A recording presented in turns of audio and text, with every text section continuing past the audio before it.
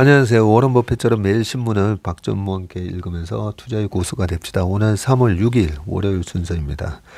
주말 잘 보내셨습니까? 봄 기운이 이제 완연해지고 있고요. 주말에 약간 저희 애사가 있어가지고 집안 어른이 3월 1일에 저녁에 이제 갑자기 돌아가셔가지고 자리를 좀 비웠습니다. 많은 분들이 이제 제 건강을 걱정해 주셔서 정말 감사합니다. 장례를 치르다 보니까 또 한번 우리가 참 많은 부고 소식을 듣고 특히 최근에 이제 환절기다 보니까 거죠. 예, 환절기다 보니까 여러 부고 소식을 접하면서 장례식장에도 많이 가실 건데 실제 그 입관을 하면서 돌아가신 분의 얼굴을 이제 확인하는 절차를 겪으면서 어떻게 살아야 되는지에 대한 그런 여러 가지 생각이 들었습니다. 항상 뭐 우리가 경제적 자유를 얻기 위해서 아둥바둥 살긴 하지만 어떤 모습으로 기억되는가가 저는 중요한 것 같아요.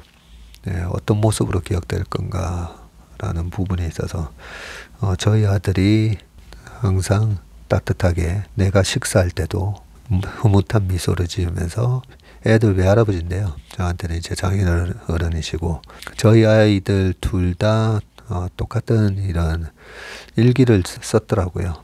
항상 우리가 처가댁이 이제 강릉인데요. 강릉을 갈 때마다 늘 밝은 미소로 반겨주셨고 밥 먹을 때 저는 저희 아이 글에서 그 부분이 가장 이제 좀 와닿았는데요. 식사할 때 애들이 늦게 들어와서 식사할 때도 보면 애들이 밤늦게 막 공부하다 와서 식사할 때 우리는 뭐 TV를 본다든지 뭐 유튜브 이렇게 보고 있다든지 그러지는 경우가 많지 않습니까? 그죠?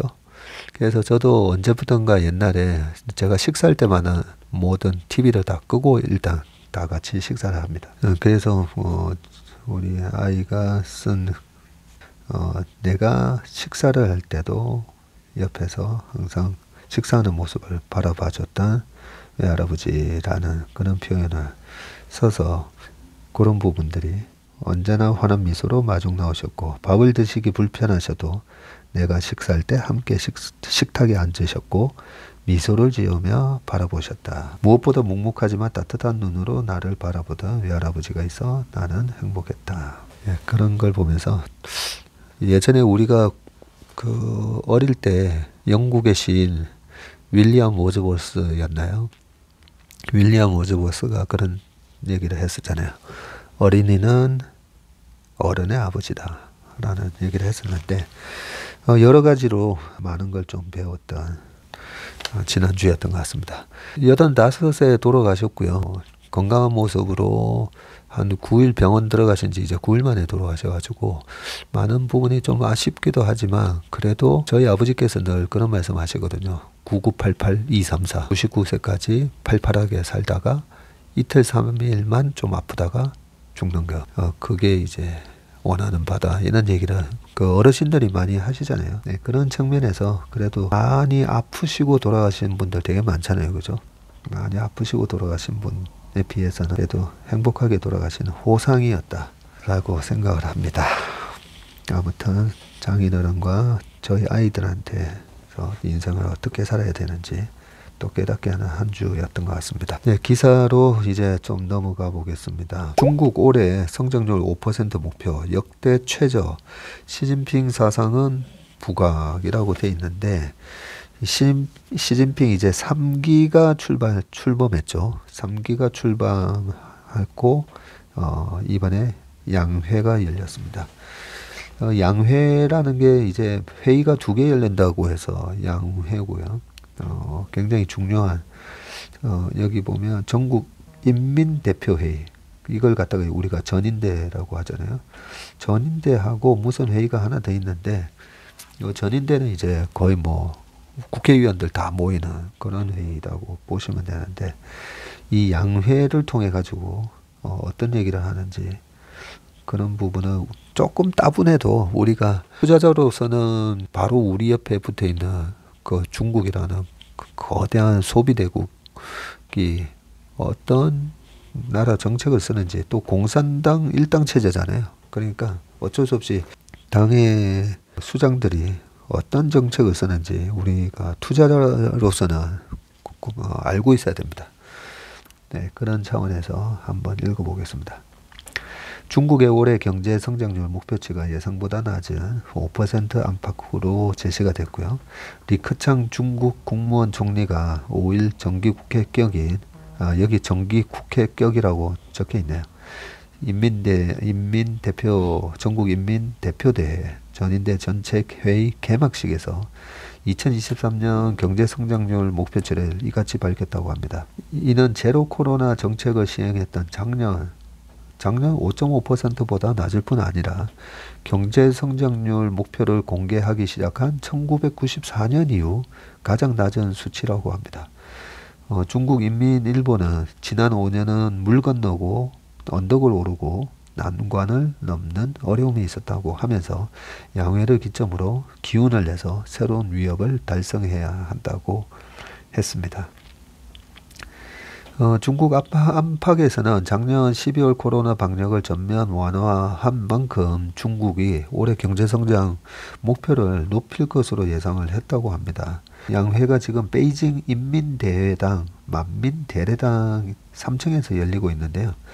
이 양회를 취재하는 외신 기자들 대부분은 중국이 최소 5% 중반대의 경제성장률을 제시할 것으로 예측을 했는데 행사 직전에 대만 둥선 TV 기자는 카메라 앞에서 마이크를 잡고 중국의 올해 경제성장률 목표를 작년보다 높은 6%로 설정할 것이 유력하다고 또 보도를 했다고 했네요. 청와대는 미중 경쟁과 우크라이나 전쟁 등에 대응하기 위해서 국방 예산을 대폭 증액할 가능성도 여러 차례 제기됐지만 올해 국방 예산 증액률도 예상보다 낮았다고 하네요. 작년 증액률 7.1%와 비슷한 7.2%로 예산 총액이 1조 5,537억 위안, 약 293조 원이라고 합니다. 코로나 이전인 2019년 7.5%보다는 0.3%포인트 낮은데 중국이 한 국방 예산만 293조 원을 쓰네요. 우리나라 전체 이번 1년 예산이 650조 원인데 그죠? 우리나라 예산의 거의 절반 가까운 수준을 국방 예산으로 쓰고 있습니다. 올해 양회는 시진핑의 집권 3기가 당과 군에 이어 정부, 국무원에서 공식 출범하는 무대인 만큼 대대적인 축하 행사로 치러질 것으로 예상됐는데 그러나 이전에 비해 침체된 분위기에서 진행되고 있다고 하네요. 코로나 이후 국가 위기 극복에 초점이 맞춰진 행사로 치러지는 것인데 중국이 올해를 경제 회복과 국가 영향력 확대의 원년으로 삼았지만 국내의 현실이 녹록지 않다고 판단하고 있는 것으로 보인다고 합니다. 이날 리크창의 54분짜리 업무 보고의 시작 문구가 풍고랑급 높은 바람과 거센 물결의 국제 환경과 어렵고 힘겨운 국내 개혁 발전의 임무였다라고 하면서 지난 5년은 극도로 평범하지 않았다고 여러 차례 강조하기도 했다네요. 리커창은 특히 중국 경제 회복이 쉽지 않을 것을 예고했는데요. 그는 세계 인플레이션이 여전히 높고 세계 경제와 무역 성장 동력이 약화됐다고 했고요. 또 중국이 직면한 문제로 경제 성장의 기초가 약하고 민간 기업과 부동산 시장, 소규모 금융기관, 지방정부 재정 등이 불안하다고 지적을 하면서 중국의 과학기술 창조력이 아직 약하다고 인정하기도 했답니다. 중국 중신증권은 중국이 민간 공유 경제를 동시에 잡고 해외 자본 유치와 이용을 강화할 의지를 보여줬다고 그렇게 했다고 합니다. 중국은 경제 회복에 집중하자는 메시지를 보내기 위해서인지 양회 때마다 고수하던 양회 블루, 양회 기간 맑은 하늘 기간에는 블루 스카이를 고수했었는데 이것도 포기했다고 합니다.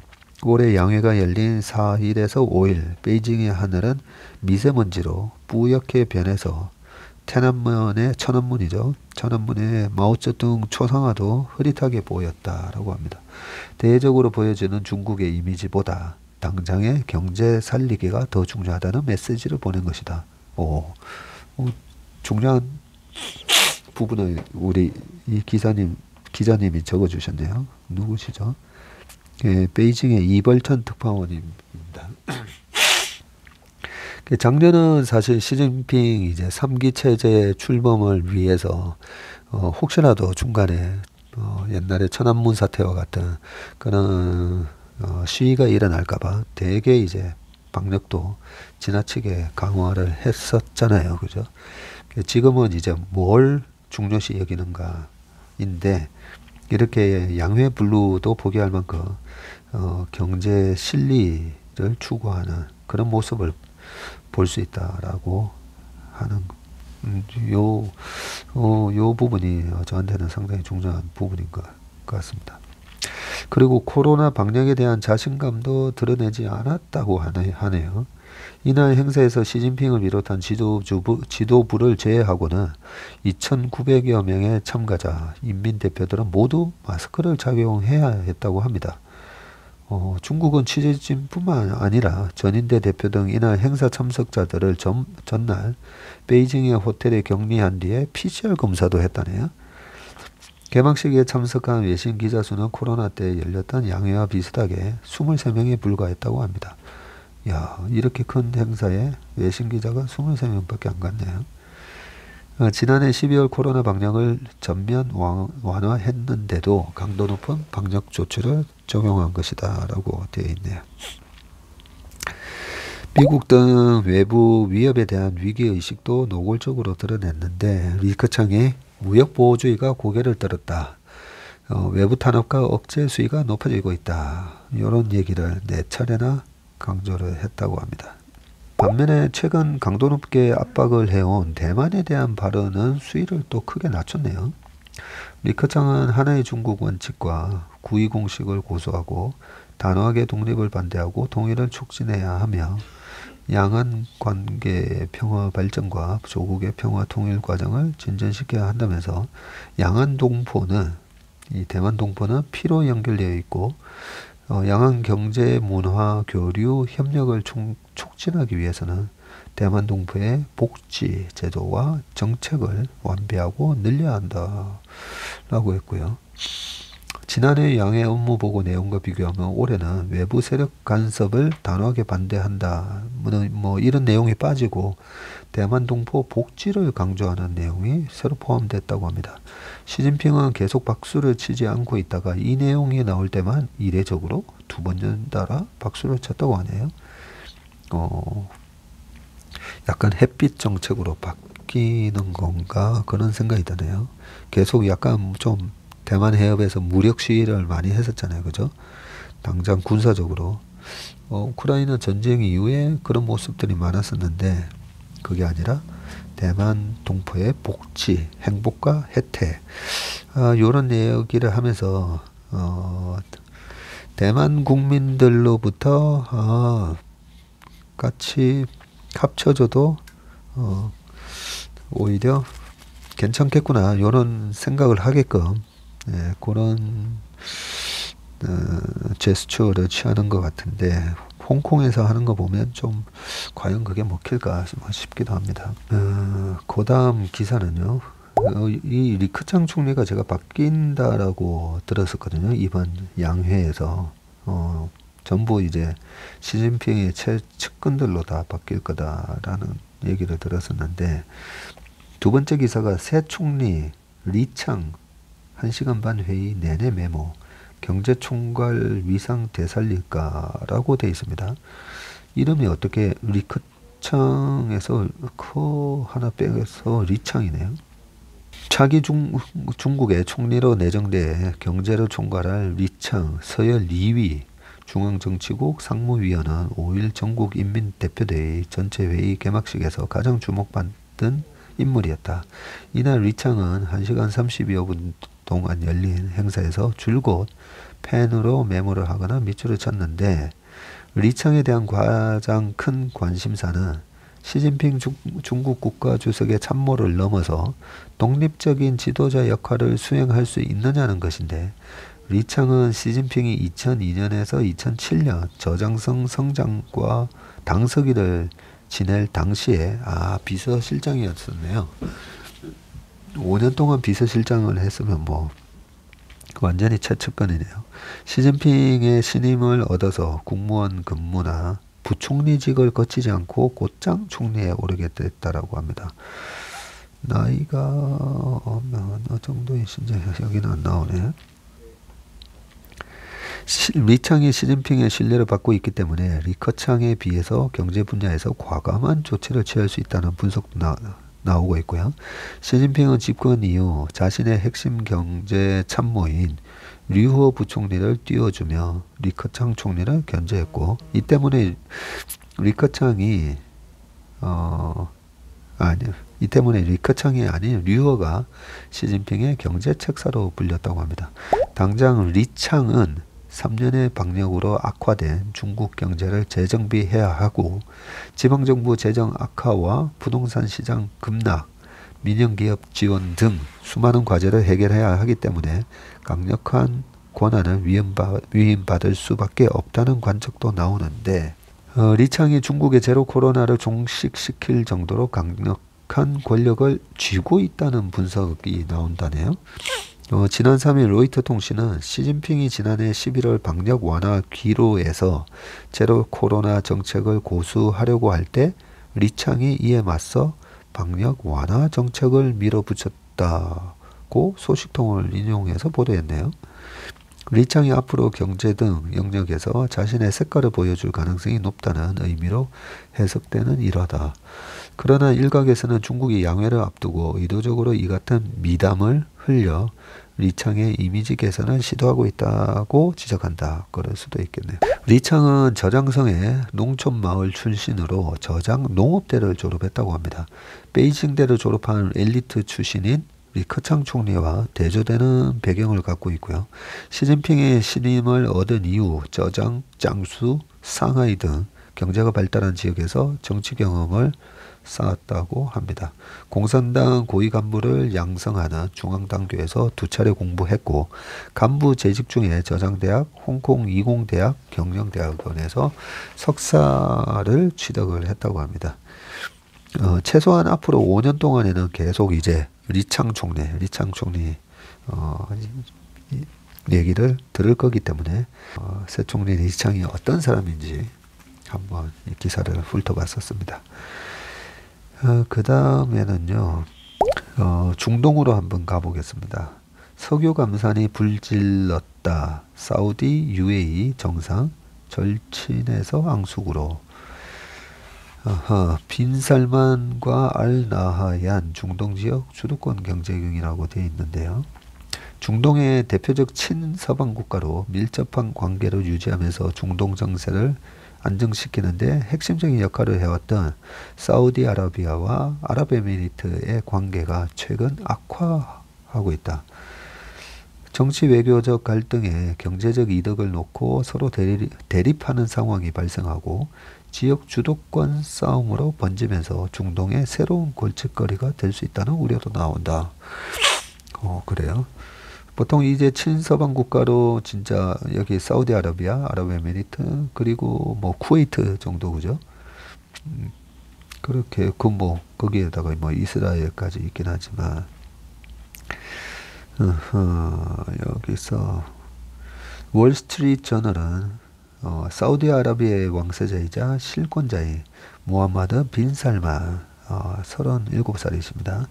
이 사우디 총리와 아랍에미리트 수도 아부다비의 왕세자인 무하마드 빈 자이드 알 나하얀 UAE 대통령이 서로를 의도적으로 피하고 있다고 합니다. 이분은 또 61세네요. 거의 뭐 아들 같은 존재다, 그죠? 이 매체는 뭐 아들까지는 아니네요. 나이가 24살 차이네. 이 매체는 UAE에서 지난 1월 열린 중동국가 정상회의에 사우디 왕세자가 참석하지 않았고, 사우디 리야드에서 지난해 12월에 열린 중국 아랍 정상회의에는 또 이 아랍에미리트 대통령이 불참한 것에 주목했다. 당시 양측 정상의 상대국 행사 불참은 기존 양국 관계에 비추어 이례적인 것으로 받아들여졌는데, 양국 관계가 최근 정치, 외교, 경제 등 여러 면에서 서로 갈등을 빚고 있기 때문이라고 분석을 했습니다. 빈 살만 왕세자와 알 나하얀 알 대통령이라고 해야 되겠네요. 그냥 원래 친분이 두터운 것으로 알려져 있는데 2000년대 이후 두바이를 앞세운 아랍에미리트의 개방개혁 정책과 이를 통한 경제성장에 빈 살만 왕세자가 큰 관심을 보였고, 이 알 대통령이 사우디의 권력을 물려받을 빈 살만 왕세자에게는 멘토 역할을 하면서 돈독한 관계가 됐었다고 합니다. 또 이란 등에 맞서서 긴밀한 군사, 외교 협력을 이어나가면서 대서방 및 이스라엘 관계 등 민감한 문제에 대해서도 의견을 나눈 것으로 전해졌고요. 두 사람은 휴가 때 수행원 수십 명만 데리고 사우디와 아랍에미리트 사막에서 매사냥을 함께하며 서로 허물없는 사이임을 과시하기도 했다네요. 하지만 양국 간 해묵은 감정에 새로운 문제들이 더해지면서 정부간은 물론 두 사람의 관계도 소원해졌다는 관측이 나오는데, 양국은 앞서 2015년 예멘 내전 과정에서 파열음을 냈었다고 하네요. 사우디와 아랍에미리트는 당시 정부군 편에서 이란의 후원을 받는 후티 반군에 맞서 함께 싸웠다고 합니다. 사우디 다음으로 가장 많은 병력을 파병한 것이 아랍에미리트였는데, 그러나 2016년 돌연 아랍에미리트군의 예멘 전쟁은 마무리됐다면서 철군을 선언을 해서 내전에서 발을 빼버렸다고 하네요. 아마 아랍에미리트의 전사자가 77명에 달하면서 자국 내 여론이 나빠지자 상당한 정치적 부담을 느낀 탓으로 해석이 됐는데, 사우디는 이를 배신으로 받아들였다는 분석이 나왔고요. 그리고 2020년 아랍에미리트가 당시 도널드 트럼프 미국 대통령의 중재로 아브라함 협정을 맺고 이스라엘과 외교관계 정상화 및 자유무역 협정 체결에 나선 것도 사우디에 충격을 줬다고 합니다. 이스라엘에 대한 양국의 묵시적인 공동전선을 깼다는 것인데, 반면 아랍에미리트는 사우디가 2021년 카타르와 국교 정상화에 나선 것에 불만을 가진 것으로 전해졌고요. 이로 인해서 2017년부터 3년 넘게 지속해온 카타르에 대한 봉쇄 정책이 끝났다고 합니다. 기존에도 카타르와 관계가 좋지 못했던 아랍에미리트는 당시 카타르 봉쇄 해제에 불편한 반응을 보인 바 있고요. 두 나라는 양국의 국경지대에 샤이바 유전 소유권을 놓고도 논쟁을 벌여왔다고 합니다. 이렇게 정치 외교적으로 누적되어 온 섭섭함에 경제적 대립이 불을 질렀는데, 사우디가 지난해 러시아와 남미 국가들이 참여하는 산유국 협의체 오펙 플러스를 통해서 석유 생산량 감축에 나섰을 때 아랍에미리트는 이에 감사는 경제적으로도 이익이 없고 미국과의 관계를 악화시킬 수 있다면서 반기를 들었고요. 알 대통령이 친동생을 비밀 특사로 사우디에 파견을 해서 빈살만 왕세자를 설득했으나 그는 감산 계획을 그대로 밀어붙였고, 이는 실제로 미국과 관계 악화로 이어졌다고 합니다. 빈살만 왕세자가 사우디 수도 리야드를 중동의 경제 중심지로 만들겠다면서 신경제 프로젝트에 뛰어든 것도 아랍에미리트를 불편하게 만들었는데, 지금까지 중동의 경제 허브 역할은 두바이를 내세운 아랍에미리트의 몫이었다. 아랍에미리트는 사우디보다 석유 매장량이나 경제 규모 면에서 크게 뒤처지나 물류와 금융, 관광 등 중심지 기능만은 양보할 수 없다는 입장이다. 중동 전문 매체 알모니터는 사우디와 아랍에미리트 두 국가의 갈등은 지역 주도권 경쟁이라는 측면에서 피하기 힘든 상황이라면서, 그렇잖아도 복잡한 중동 정세에 새로운 변수가 등장했다고 분석을 했네요. 항상 중동은 참 어렵습니다. 그죠? 중동에 관련해서 여러 가지, 예전에 최준용 박사님, 그리고 또 3프로에서 올랐던 중동 시리즈 되게 내용이 좋았잖아요. 그때 어떤 기자분이 나오셔가지고 쭉 해주셨던 것 같은데, 들어도 참 어렵습니다. 근데 사우디아라비아와 또 아랍에미리트 간에 또 이런 갈등이 지금 커지고 있었네요. 예, 그 다음은 EU의 내연기관차 퇴출 계획. 이 계획이 독일, 이탈리아 반대로 자초 위기에 있다라고 합니다. EU가 보면 내연기관차 퇴출에 가장 앞장서 있고, 그죠? 2035년이면 아예 이제 내연기관차 못 팔게 했었는데, 요 계획에 차질이 지금 일어나나 봅니다. 2035년부터 휘발유, 경유 등을 연료로 쓰는 내연기관 신차의 판매를 금지하려던 유럽연합 계획이 자동차 강국 독일과 이탈리아의 반대에 부딪혀 저초위기에 놓였다. 3일 EU 이사의 순환의장국인 스웨덴의 다니엘 홀른베리 대변인은 트위터를 통해서 7일로 예정됐던 내연기관 자동차 판매 중단 법안과 관련한 투표를 연기한다고 하면서 적절한 시기에 이 문제를 다시 논의할 것이라고 밝혔고요. EU 회원국과 유럽의회, EU 집행위원회는 지난해 10월 3자 협상을 통해서 2035년부터 27개 회원국에서 판매되는 모든 신차의 탄소 배출량을 100% 감축하는 법안에 합의했다. 사실상 내연기관 자동차 판매를 금지한 것이다. 내연기관 자동차를 아예 금지한 게 아니라 탄소 배출량을 아예 100% 없애는 식으로 합의했으니까 내연기관 자동차에서는 이 탄소 배출량을 0으로 만들 수 있을까요? 못 만들겠죠 아마. 그런 차원에서 내연기관 자동차 판매를 금지했던 거네요. 통상 EU의 새 법안이 시행되기 위해서는 3자 협상 타결 후에 EU 이사회와 유럽의회의 최종 승인 절차를 거쳐야 하는데 EU 이사회의 회원국 대사들이 예정됐던 투표를 연기하면서 법안 시행에 제동이 걸렸다고 하고요. 파이낸셜 타임즈에 따르면 독일, 이탈리아 등 자동차 강국들은 합성 연료 e-fuel을 사용하는 내연기관 자동차는 탄소 저감 효과가 있으므로 예조항을 둬야 한다고 강력히 요구하고 있다고 합니다. 이 합성 연료는 물을 전기 분해해서 수소를 얻은 뒤에 이를 이산화탄소 등과 혼합해 제조한 연료라고 하고요.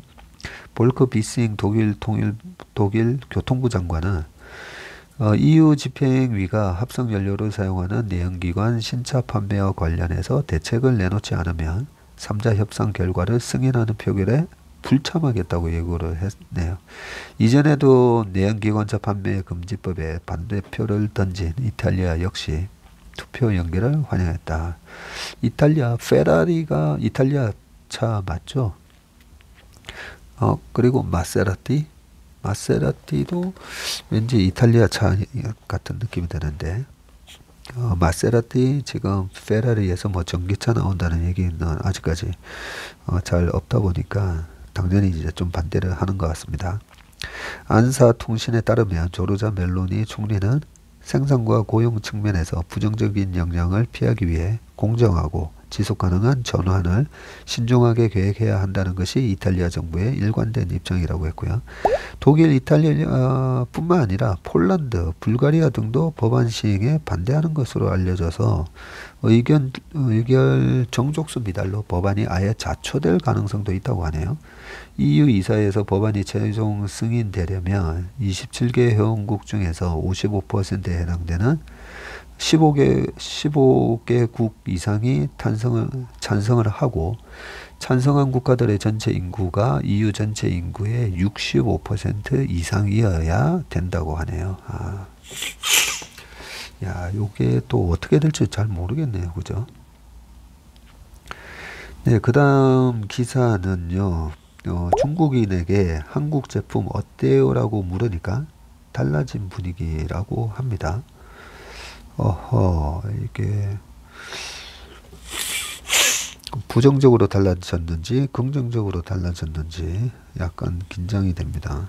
최근에 그 태국에 입국하는 그 외국인 관광객의 거의 68%가 그죠? 중국인이다라고 했었는데 이제 중국의 리오프닝이 본격적으로 시작이 되면서 중국 소비 모멘텀이 있지 않을까 그렇게 기대를 하고 있는데 분위기가 다르다고 합니다.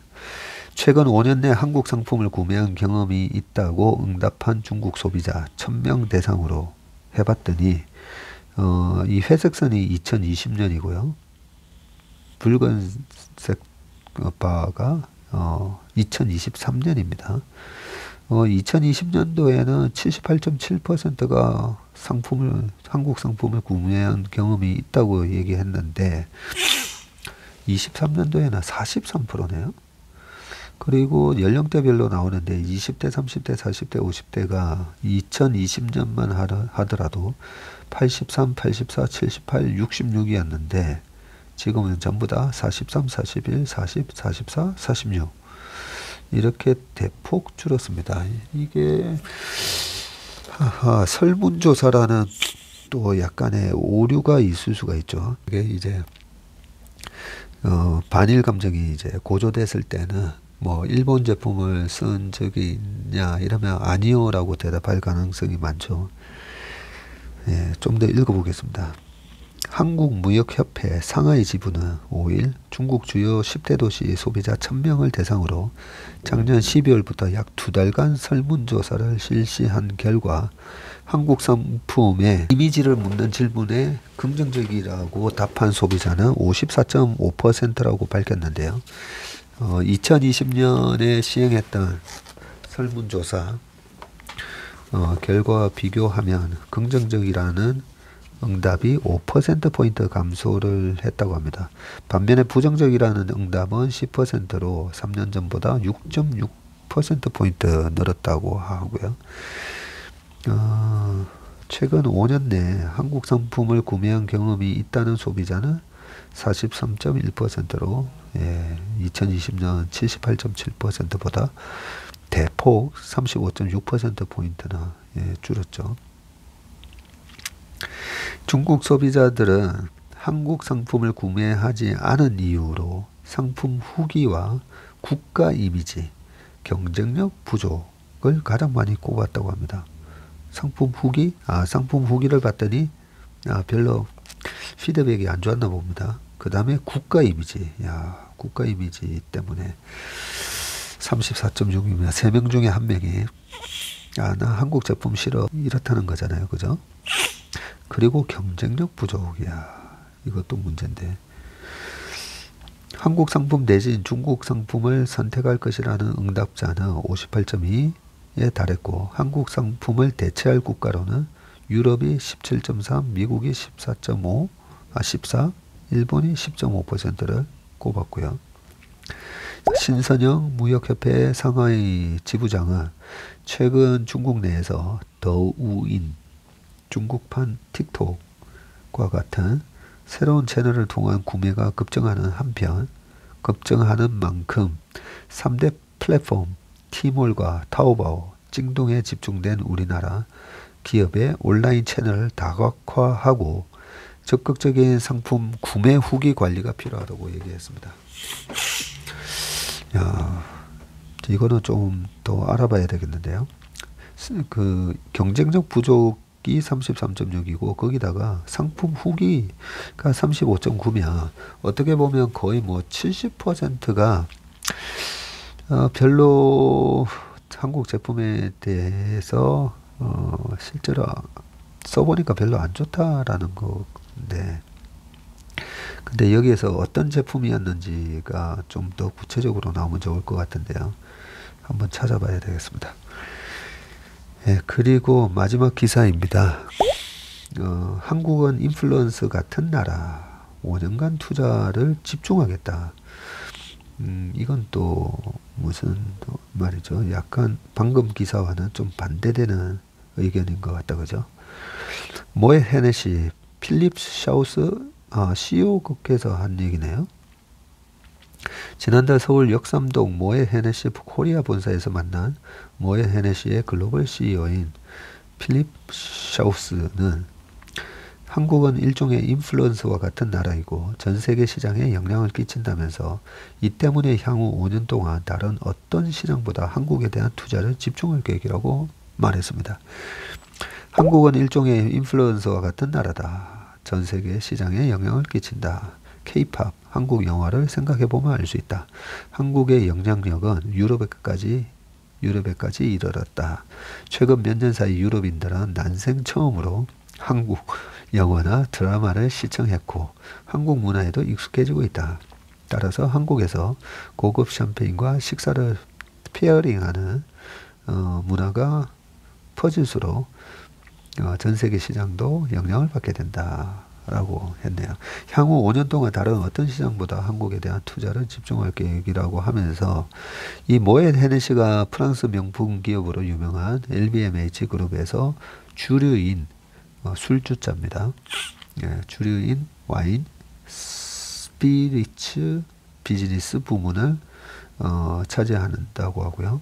모ët 샹동, 돔페리뇽, 루이나, 크루그, 베비 클리코 같은 샴페인부터 글렌모린지 같은 위스키, 조셉 펠퍼스 빈야드, 그리고 클라우드 베이 같은 와인까지 취급한다고 합니다. 제가 식당에 가면 주류파는 저쪽으로 앉고 비주류는 이쪽으로 앉자라고 하면서 제가 항상 이제 비주류에 앉는데요. 그때도 주자가 이제 술주자를 쓰면서 제가 이제 술을 잘 못하다 보니까 지금 여기 모ët 샹동 요거는 들어본 것 같은데 나머지는 사실 다 잘 모르겠습니다. 헤네시는 알죠? 헤네시는 꼬냑 그죠? 예. 헤네시 꼬냑은 예전에 이제 면세점에서 선물로 많이 사왔던 기억이 나는데 이 모ët 헤네시의 전 세계 매출이 2020년에 47억 5,500만 유로, 약 6조 5,784억 원에서 작년에 70억 9,900만 유로, 거의 10조 정도로 49.29%나 증가했다고 합니다. 아니 어떻게 2020년에서 2022년 2년 만에 49%나 증가를 했죠. 이 중에서도 특히 샴페인 매출 성장세가 가파른데 2년 동안 65%나 늘었다고 하네요. 네. 샤우스는 코로나가 증폭시킨 현상이다라고 뭐 쭉 돼 있으면서 샤우스는 한국 시장을 이끌 큐리언 양질의 향락을 즐기는 사람들이라는 뜻으로 이렇게 정의를 했는데 식사와 음료의 조화, 최고의 페어링을 추구할 줄 아는 세련된 소비자라고 했고요. 이들은 지금 샴페인을 주로 소비하지만 조만간 증류주, 차츰 꼬냑 소비로 넘어갈 것이라고 생각한다고 하면서 프랑스 로제 와인과 뉴질랜드 와인, 아르헨티나 와인 소비도 계속 커질 것으로 보고 있다. 샤우스는 조만간 한국 아티스트와의 놀랄만한 콜라보레이션 작품도 내놓겠다고 말했고요. 2년 전 베브 클리코가 일본 아티스트 쿠사마 야요이와 협업한 작품을 내놨을 때 어마어마한 파급 효과가 있었다. 한국 아티스트와의 작업도 그만한 파급 효과를 낼 수 있을 것으로 보고 있다. 누구랑 할 거냐고 알아도 지금은 말할 수 없지 않을까라고 했다고 합니다. 네, 이런 걸 보면 좀 약간 한국의 위상을 알 수가 있습니다. 여러 가지가 있는데요. 한국이 세계 위스키 전체 시장에서 꽤 큰 비중을 차지합니다. 인구는 작지만 우리나라가 소비를 많이 해주는 게 여러 가지가 있는데요. 영화도 마찬가지고요. 영화도 꽤 많이 봅니다. 술도 마찬가지고요. 그런 차원에서 우리 시장에서 또 새로운 투자를 하면서 기회를 엿보는 그런 모습인 것 같습니다. 네, 오늘 웜의 신박은 여기까지 하겠습니다. 이번 한 주도 행복하시고 건강한 한 주 되시길 바라겠습니다. 고맙습니다.